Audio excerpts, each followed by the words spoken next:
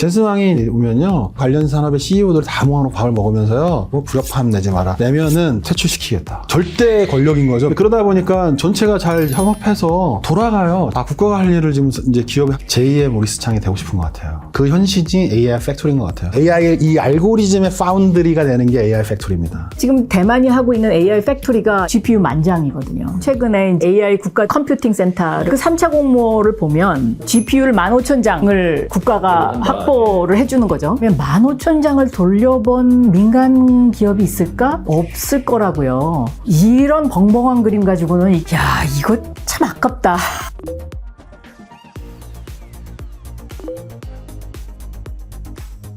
이 대만의 반도체는 도대체 어떤 상황인가? 아는 건 사실 TSMC 뭐 정도인 것 같아요. 장관님이 또 보시기에는 대만의 뭐 인사들도 접촉을 하시고 하실 것 같은데 대만은 어떤 상황입니까? 대만은 한마디로 TSMC가 대만의 보험이죠. 그러니까 대만의 정치인들은 아예 그 말을 노골적으로 해요. 이게 뭐 경제적으로든 뭐 그렇죠. 군사적으로든 네네. 우리는 TSMC가 우리나라의 보험이야. 그러니까 그만큼 대만의 자부심이기도 하고 대만의 핵심 축이죠. 그런데 이제 여기에 엔비디아의 젠슨 황이 함께한다. 이 힘이 굉장히 큰 거죠. 그러니까 그래서 이제 대만 정부와 TSMC와 젠슨 황, 이 삼각축이 지금 움직이고 있는데요. 제가 대만을 주목하는 가장 큰 이유는 이 대만이 AI 팩토리라는 걸 들고 나왔어요. 근데 저는 스마트 팩토리를 했던 이제 중기부 주무장관이었잖아요. 그래서 처음에 AI 팩토리? 이거 나도 그 당시에도 이제 이 스마트 팩토리를 AI로 업그레이드 시켜야 된다. 이제 요거까지 하다가 나왔거든요. 처음에 그런 건 줄 알고 들여다봤더니 그게 아닌 거예요. 젠슨 황이 이런 얘기를 했어요. 대만의 AI 팩토리는 데이터를 지식으로 만드는 공장이다. 굉장히 그럴듯해 보이잖아요. 그래서 이게 뭔가 하고 제가 자세히 들여다봤더니 앞으로는 모든 공장은 2개의 공장이 필요하다. 하나는 기존의 제품을 만드는 제조 공장, 플러스 이 제조 공장에다가 인공지능을 부착하는 인공지능 공장이 필요하다. 또 쉽게 설명하면 기존의 세탁기를 만들면서 여기에 인공지능을 붙이는데 어떤 인공지능을 붙이냐. 세탁물이 들어가면 이 세탁물의 성질을 인공지능이 센서를 통해서 스스로 파악해서 세탁 방법을 알아서 선택해주는, 그러니까 그냥 세탁기만 넣고 그냥 나는 밖으로 나가도 상관없는, 알아서 돌아가는 이런 식의 그 인공지능 팩토리를 대만이 세계 최고가 되겠다. 그러니까 제조강국 대만에서 AI 제조강국으로 가겠다. 이거거든요. AI 자체도 만들어주는 거군요. 그렇죠. 그냥 제품화하는 거군요. 저는 그 얘기 딱 듣는 순간에 이렇게 딱 뭔가 찌릿하는 전율 같은 게 느껴졌어요. 야, 이거 큰일 났다. 우리 대한민국이 해야 되는 건데. 왜냐하면 제가 중기부 장관 하면서 캠프라는 걸 만들었거든요. 그러니까 코리아 AI 매뉴팩처링 플랫폼. 그러니까 전 세계 최초의 민관 협력 제조 특화 플랫폼이에요. AI 제조 특화 플랫폼. 그러니까는 우리나라가 제조 강국이잖아요. 그러면은 창원공단이라든가 이런 공단에서 발생하는 제조 데이터를 다 거기서 축적을 해서 이걸 가지고 AI의 데이터로 쓰기 위한 그걸 만들었었는데 지금 대만이 하겠다는 AI 팩토리에다가 돌리면 이게 세계 최고가 될 수 있는 거거든요. 네. 이 AI라는 게 항상 개발만 얘기를 하다가 AI를 제조한다는 또 개념을 또 갖다 붙이니까 엄청난 사업성도 보이고 여기서 돈이 되는 거죠. 네. 대표님이 보시기엔 또 어떻게 대만이 그런 역량도 충분히 있는 나라인지 또 그런 생태계에 대해서 좀 설명을 부탁드릴게요. 대만 시장에 가면 디벡스가 대만 회사인 줄 알 정도로 저희가 대만을 시장 공략을 엄청나게 해갖고 지사도 이제 만들었고요. 그러면서 이제 사실은 대만을 많이 이해하게 됐고, 사실 처음에 대만 간 이유가 호랑이 굴이에요. 시스템 반도체 본사안이 지금 TSMC처럼 돼 있고 그 걸려있는 리얼텍이라든가 미디어텍, 글로벌 패밀리스 할 만한 회사들이 거기 있잖아요. AI 팩토리는 저는 이런 것 같아요. TSMC가 내셔널 디펜스 1번이었는데요. 젠슨 황 CEO의 자기가 생각하는 목표 중에 하나가 제2의 모리스 창이 되고 싶은 것 같아요. 그 현실이 AI 팩토리인 것 같아요. 전 세계의 피지컬 AI가 알고리즘이 시뮬레이션 베이스에서 완전히 테스트돼서 응용 피지컬 AI 알고리즘이 나올 수 있게 만드는, 어떻게 보면 이 알고리즘의 파운드리가 되는 게 AI 팩토리입니다. 이걸 또 볼모로 잡아서 대만에다 건설해 놓으면 이 트윈 타워가 날아가면은 이제 AI가 없어지는 것일 수도 있고 그 AI를 지탱하는 반도체와 시뮬레이션 모체가 날아가기 때문에 그러면 이제 경제 공황이 올 거다 이런 식의 이제 유도를 하고 싶은 거고 그렇게 보고 이제 만들어 가는 거구나. 젠슨 왕이 이제 그 컴퓨텍스나 이런 데 오면요. 약간 버핏처럼 전체 그 관련 산업의 CEO들 다 모아놓고 밥을 먹으면서요. 엔비디아가 만드는 AI 반도체 전체 뭐 서버라든가 이 모든 산업 에코시스템 안에서 여러분이 있는데 서로 불공정 경쟁하지 말고 불협화음 내지 마라. 내면은 퇴출시키겠다. 엔비디아 에코시스템에서. 그러니까 이 어떤 수직 계열화를 정부가 하는 게 아니라 지금 엔비디아가 하고 있어요. 네. 그러니까 슈퍼마이크로라든지 이런 서버 업체들도 GPU를 더 많이 받아야 매출이 올라가거든요. 그렇죠. AI 지금 반도체 때문에 데이터 산업 관련된 산업들의 매출이 막 올라갔으니까 몇 년간. 그러니까 절대 권력인 거죠. 매출을 2배씩 만들어주니까 매년 동안에요. 그러다 보니까 전체가 잘 협업해서 돌아가요. 이게 어떤 하나의 시스템처럼 돌아가는 걸 보게 되고 저희도 거기에 연동을 해야 돼요. 그래야 그 에코시스템에 같이 있을 수 있고. 근데 그렇게 보면서는 국가가 할 일을 지금 이제 기업이 하나 또 해주고 있는 게 있어서 그 다음에 사실은 이 부분은 좀 배울만 하다 보는데 2023년도에 시스템 반도체, AI 반도체 쪽에 국가 핵심 지정을 해버렸어요. 그 세제 혜택이라든가 엄청난 대대적인 지원을 정부가 했습니다. 그 당시에 이미 TSMC가 돈을 잘 벌고 있었는데도 국가에서 조 단위의 이제 인센티브 보조금을 막 늘 정도로 해서 이 산업을 부스팅을 했어요. 작년 대비 올해 지금 국가 매출이 68% 증가했다고 보고 있고 이거에 기반해서 지금 이게 어드밴스한 국가가 GDP 성장 5%, 4.5% 이렇게 보고 있는데 제가 드리고 싶은 말씀 중에 하나는 이제 뭐 중국, 미국이 있지만 대만이라는 모델도 있으니 우리가 한번 좀 벤치마크 해야 되는 거 아닐까 이런 생각이 듭니다. 굉장히 중요하다고 봅니다. 이 대만을 눈여겨봐야 되고 이 AI 팩토리의 또 다른 하나의 축이 그 합성 데이터를 통해서 디지털 트윈을 만들어가지고 그 디지털 트윈을 시뮬레이션화해서 그 시뮬레이션에서 학습을 시키는 거거든요. 그러니까 예를 들면 공장마다 다 사정이 다를 거 아니에요. 그러면 옛날에는 자율주행차가 실제로 길거리를 돌아다니면서 데이터를 수집했는데 요새는 그렇게 안 하잖아요. 이 시뮬레이션에서 거기다가 데이터를 입력해갖고 거기서 연습하잖아요. 공장도 똑같이 그 각 공장마다 그 공장을 똑같이 카피해서 디지털 트윈을 만들고 이걸 시뮬레이션해서 거기서 이제 그 피지컬 AI 그 로봇을 연습을 시키는 거죠. 이것도 대만의 TSMC와 엔비디아의 젠슨 황이 여기도 지금 포커스를 두고 있어요. 이걸 우리가 하셔야 된다고 해서 되게 안타까워 하셨는데 저는 우리가 잘하는 부분에 잠재력이 그래도 또 있다고 보고요. 그 다음에 중국이 모든 분야의 AI를 협파하고 가고 AI 팩토리 기반으로 간다, 대만이. 그리고 AI 하드웨어 전체 시스템의 제조 본산이 된다도 좋은데 그럼 우리의 유니크한 역할이 아직 남아있지 않는가는 제 생각입니다. 그러니까 예를 들어서 한국도 디지털 트윈은 굉장히 잘해요. 그런데 이 디지털 트윈을 가지고 그런 식으로 산업적으로 연결을 하는 이게 아직 안 되고 있거든요. 제가 뭐 아쉬운 건 이런 거예요. 과기부가 최근에 AI 국가 컴퓨팅 센터를 3차 공모를 들어갔어요. 그런데 그 3차 공모를 보면 GPU를 15,000장을 이제 국가가 확보를 해주는 거죠. 근데 지금 대만이 하고 있는 AI 팩토리가 이게 GPU 10,000장이거든요. 그럼 우리도 이 15,000장을 가지고 뭔가 이런 어떤 확실한 산물을 낼 필요가 있죠. 그런데 현재 그 과기부의 그 공모안을 보면 민간 컨소시엄이 들어와서 설계를 하도록 이렇게 돼 있는데 저는 이게 좀 아쉽다. 그러니까는 아주 그냥 절박감을 가지고 더 깊이 있게 생각을 해서 이거를 했으면 뭔가 하나 나올 수 있지 않았을까. 이런데 그냥 GPU 15,000장을 가지고 뭐 스타트업이 쓸 수 있게 해주고 학계가 쓸 수 있게 해주고 뭐 이럴 거다. 네네. 이런 벙벙한 그림 가지고는 이게 조금 디테일한 게 있었어야 뭔가 확보하는 의미도 있고 발전도 되는. 그리고 또 하나는 대한민국에서 과연 그러면 15,000장을 돌려본 민간 기업이 있을까? 없을 거라고요. 예를 들면 삼성이나 LG나 네이버가 갖고 있는 것도 15,000장 안 되잖아요. 야, 이거 참 아깝다.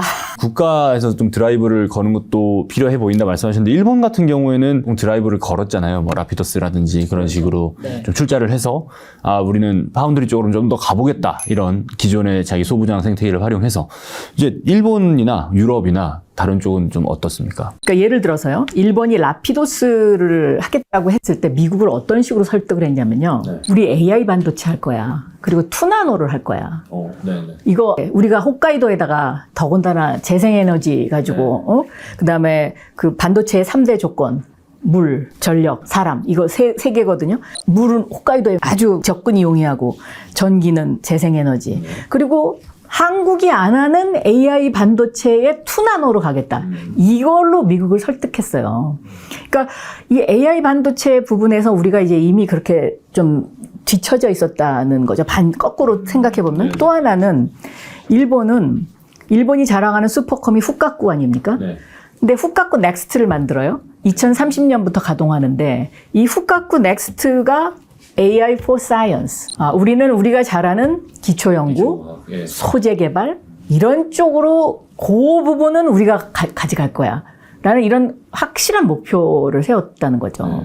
그리고 이제 유럽은 아직까지도 AI의 윤리 쪽에 좀 방점이 아직 찍혀 있죠. 미국에 비해서. 그러니까 유럽은 연합하겠다는 거고요. 자, 대만은 AI 팩토리를 내세워서 AI for Manufacturing 이거 딱 내세웠고요. 중국은 AI 융합 그리고 AI 피지컬 시대를 우리가 먹겠다. 이런 목표가 있잖아요. 한국은 AI for what? 오늘 이 대담의 아마 그 가장 중요한 메시지가 그걸 겁니다. 이걸 만들어야 된다. 그죠? 네. 그 대표님은 이제 라피도스를 이제 다녀오셨다고도 들은 것 같은데 어떠셨습니까? 이제 올해 기공을 끝내놓고 이제 전 세계 한 15개 이제 기업 대표할 만한 분들이 딱 15명만 공장 안으로 이제 데리고 들어서 투어를 시켜줬어요.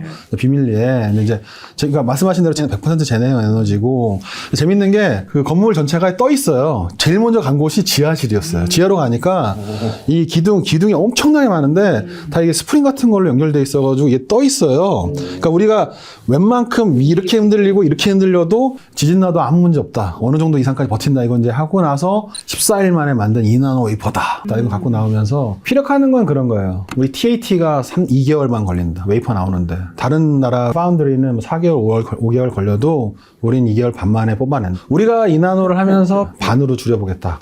이런 이제 도전을 하는 걸 봤어요. 저는 약간 이게 핵 자산 같은 걸 느꼈어요. 20세기 때에 핵을 9개국이 나눠가지면서 패권을 가져갔으면 AI 반도체 원천 기술을 갖고 가는 국가가 21세기는 리드할 패권을 좀 가질 수 있다. 저는 그래서 사실은 AI 반도체 원천 기술에 대한 집착이 얼마나 큰 거냐면 만약 20세기 때 우리가 핵을 가졌으라면 이런 얘기를 할 수 있잖아요. 그렇지, 같이 못했죠. 그렇기 때문에 어려운 부분도 있었죠. 근데 그렇다면 21세기에 막강한 AI 반도체 그 전략 자산을 갖고 있을 수 있으면 우리나라의 국가 위상이 그렇죠. 어떤 가치가 있을 거예요. 그렇죠. 제가 볼 때 미국하고 중국은 가져가는 거예요. 제가 애플에서 이게 양산한 그 아이폰 2017년도에 나온 거 보면서는 미국은 그냥 가져간 거고 중국은 무조건 가져가려고 노력할 거고 이 둘은 이제 예약이 돼 있는 거고 조그만 나라 중에는 이스라엘이 있는데 이제 하바나랩스라는 게 지금 현재 인텔에 머지되긴 했지만 머지되기 전까지는 제가 보는 서버 NPU 회사 중에는 가장 프라미싱한 기술이 있었다고 보고 걸출한 또 온디바이스 반도체 회사가 있어요. 그래서 저희가 경쟁하고 싶었고 그보다 더 잘한다고 보여주려고 버터를 올려서 그 집은 다 녹을 때 그러니까 같은 AI 워크로드 돌려도 다 녹는데 저희 거 아예 안 녹아요. 그만큼 전성비가 좋다. 이게 중요하다. 그다음에 유럽도 이제 어떻게든 가져가려고 하는 움직임이 있고 대만에도 좀 있습니다. 국내와 이제 일본이라는 게 남아있고 나머지는 좀 제가 봤을 때는 커버하기 어려울 영역이다 보면은 저는 개인적으로 국내는 가능. 근데 일본은 근데 물음표입니다. 옛날과 달라요. 최첨단 기술에 대한 어떤 응집력이 옛날에 과거에 있었는데 최근에는 좀 갈라파고스화 되고 있어요. 최첨단 기술에 대해서. 그래서 과연 이걸 다 엮을 수 있을까? 그거보다 우리가 더 지금 들고 있는 건 훨씬 더 경쟁력 있다고 저는 봅니다. 잘 살리면 가능성이 있다고 보고 있고요. 네. 일본이 28나노 만들다가 이제 갑자기 2나노 만들겠다는 거죠, 지금. 네. 일본조차도 자만하면 안 되는 게 시스템 반도체 역량으로 따지자. 그러면 저는 자연적 역량 안에서 일본 나쁘지 않다고 봐요. 꼭 우리가 앞선다는 건 아닌데 이제 최첨단에 대한 어떤 이 열정이 조금 많이 식어 있다. 지금 저희 뭐 미국, 중국, 대만, 일본, 그리고 유럽까지 또 어떤 상황인지를 좀 간략하게 봤는데 이제 사실 가장 궁금한 건 우리나라의 지금 AI 반도체 산업 현재 상태 그리고 어쩌면 돌파구에 대해서 얘기를 좀 하고 싶은데요. 우선 장관님이 보시기에는 이 AI 3대 강국이라는 책에도 언급을 주셨지만은 이 한국의 지금 AI 반도체 산업 생태계 현황에 대해서 조금 간략하게 말씀을 주실 수 있으실까요? 아직도 우리는 메모리 반도체에 너무 좀 몰입돼 있다. 네. 삼성 파운드리가 역할을 해야 돼요. 그래서 이 시스템 반도체의 시장 점유율을 어떻게 넓혀 나갈 수 있을까? 이제 이거가 굉장히 중요하고요. 한국산 NPU. 그러니까 예를 들어서 뭐 DBX 같은 경우에는 온 디바이스용, 또 리벨리온이나 퓨리오사 AI 같은 경우는 서버용을 지금 이제 하고 있잖아요. 그러면 제가 이 AI 3대 강국의 그 한국의 반도체 설계의 삼총사 뭐 이렇게 딱 타이틀을 붙여놨는데 이 삼총사가 저는 앞으로 한국의 엔비디아의 젠슨황 같이 그렇게 클 수 있도록 정책적으로 좀 뒷받침해 줄 필요가 있지 않나 그렇게 생각합니다. 네, 네. 한국은 사실 시스템 반도체 양산 경험도 좀 부족하고 네. 뭐 그걸 통해서 막대한 뭐 이윤을 내는 그런 기업도 없고 한데 대만은 좀 잘 나가게 됐던 혹은 삼성 파운드리는 좀 뒤처진다고 할 수 있는데 그런 결정적인 뭐 사건 같은 게 있었나요? 제 생각에는 이렇습니다. 2014년, 2015년, 2016년 요 3년이 삼성 입장에서는 아주 최악의 해였다. 그러니까 첫째 2014년에 엔비디아의 젠슨 황이 삼성한테 쿠다를 사라고 오파랍니다. 그 플랫폼을요? 네. 그런데 그거 거절했거든요. 그때 그거 샀으면 완전히 전세가 뒤바뀌었겠죠. 그러니까 2015년에는 처음에 젠슨 황이 HBM 삼성하고 만들러 왔다가 딱지 맞고 그다음에 이제 SK 하이닉스로 옮긴 해고요. 2016년이 이제 애플의 AP를 삼성이 그동안에 만들다가 이제 완전히 끊긴 해잖아요. 저는 이게 결정적이었다라고 보고 있어요. 근데 보니까 김노건 대표가 2016년에 애플에 있었더라고요. 그 당시 상황이 전 굉장히 궁금해요. 그 AP가 이제 원래 삼성 파운드리에서 제조하던 거를 이제 끊겨서 TSMC 넘어간 것이고 또 모리스 창이 쓴 TSMC 이제 반도체 재고기한 책에서도 딱 되게 핵심적으로 저한테 우리나라한테는 뼈 아프지만 애플의 AP권을 삼성으로부터 갖고 온 게 TSMC의 결정적인 그 위닝 포인트였다라고 표현하거든요. 그 이후부터가 내셔널 디펜스급으로 가거든요. 근데 이제 제가 애플 재직 시예요. 그리고 제가 딱 갔을 때는 사실은 삼성도 하고 있고 TSMC도 하고 있었어요. 그 포인트가 사실 삼성 파운드리에 있는 임직원분들한테는 굉장히 좀 억울한 상황일 것 같아요. 왜냐면 반도체 그 선단 공정은요, 처음부터 막 센시하게 뭐 칩이 만들어져서 좋게 동작도 이렇게 되지는 않고요. 버그 덩어리예요. 애플만 해도 처음 딱 들어가 보면 모든 어널리시스와 시뮬레이션이 딱딱 안 맞아 들어가요. 그럼 반도체 나오면 동작이 제대로 안 되겠죠. 그것들을 어떻게든 수작업과 여러 가지 어널리시스를 추가적으로 해가면서 맞춰내야 되거든요. 그러면서 이제 파운드리 업에 있는 분들한테 여러 가지 이제 체인지스를 요구하게 돼요. 음식비를 딱 뭐 예를 들면은 셰프한테 줬으면 다 만들어낼 수 있게 해야 되거든요. 그거의 시행착오를 부엌 안에 이제 환경에서 다 바꾼다. 이렇게 볼 수 있는데 그런 시집살이를 시켜서 최고의 입맛이 나오게끔 만드는 과정이 이제 램프업인데 공장도 이제 그게 그 수준까지 올라가야 양산이라는 게 나오거든요. 자연스럽게 또 다양한 설계에 대한 최적화 포인트도 나오고 그다음 전체 전반적인 수율의 안정성도 제고가 돼요. 물량이 많이 뽑아주니까. 근데 그거를 만날 때는 이제 실력이 굉장히 잘 맞다 보니까 올라올 수 있는데 이걸 해줄 수 있는 타자가 사라져버린 거예요. 그러니까 얼마나 그게 대단하냐면 1, 2년 전에 코어스 공장을 뭐 엔비디아를 위해서 늘려라. TSMC가 안 들어주고 그다음에 이나노 먼저 애플보다 우리 돈 더 많이 내니까 우리 달라. 이제 우리가 1위다. 해도 먼저 안 주거든요. 이유가 뭐냐면 10년 이상을 이거를 맞춰본 타자. 완전히 엉망인 상태의 이 램프업 공장을 다 살려서 양산시켜본 어마어마한 능력을 갖고 있는 거는 10년 사이 애플인데 졸부가 와가지고 돈 많이 주니까 다 내놔 이랬는데 저도 못 갖고 간다 얘기해줘도 말을 안 듣는 거죠. 제가 봤을 때 삼성 파운드리가 뭐 경쟁력에 대해서 많은 얘기들을 하시지만 내재적보다는 외부적 요인이 많았을 거고 근데 그거에 대해서 그래도 삼성 파운드리 같은 이제 글로벌 넘버 2고 이나노를 그래도 양산시키고 올해 보면요. 이럴 수 있는 지금 다른 경쟁이 없거든요. 제가 봤을 때 인텔이나 아직 래피더스는 한 2, 3년 멀리 남아있는 얘기입니다. 근데 우리가 이제 그거 있으니까 어떻게든 지혜롭게 잘 살려내는 거는 국가 경쟁력이 굉장히 중요하다고 생각돼요.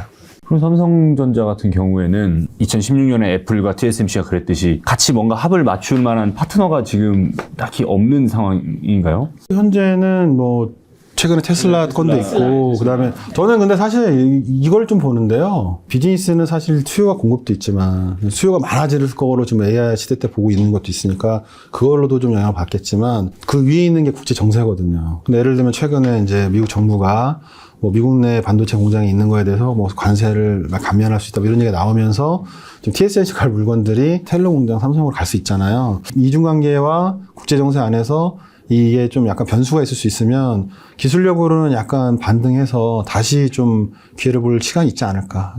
그렇게 염원하고 있습니다. 예. 국가에서 투자하는 것들이 어떻게 보면 파운드리로도 조금 전폭적으로 가는 게 맞다고 보십니까, 장관님은? 해야죠. 근데 이제 그거를 정부는 AI 반도체의 어떤 생태계를 만들어주는 쪽으로 이렇게 판을 깔아주는 쪽으로 투자를 해줘야죠. 그러니까 어느 한 특정 대기업을 집중적으로 뭐 지원한다 이런 거보다는 그 대기업과 스타트업을 연결해주는 연결자로서의 역할 이런 게 중요한 거죠. 이 포인트에서인데요.